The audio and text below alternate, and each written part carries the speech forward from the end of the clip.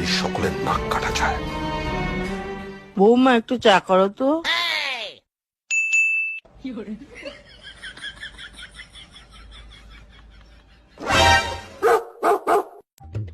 বলছি 3 কাপের বেশি জল নিও না,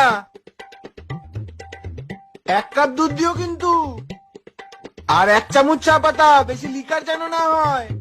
বলছি 2 চামচ চিনি দিও। না আসলে তুমি তো চায় চিনি খাও না, তাই বলে দিচ্ছি।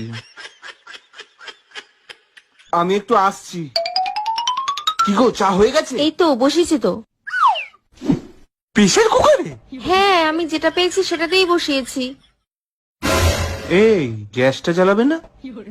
তুমি আমাকে জ্বালাতে বলেছিলে নাকি? আরে গ্যাস জ্বালানোর কথাটাও আমাকে বলে দিতে হবে? আজকে মা বৌমার হাতে প্রেসার কুকারে বানানো চা খাবে।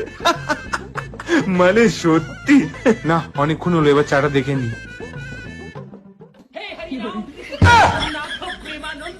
কি হলো, হয়নি?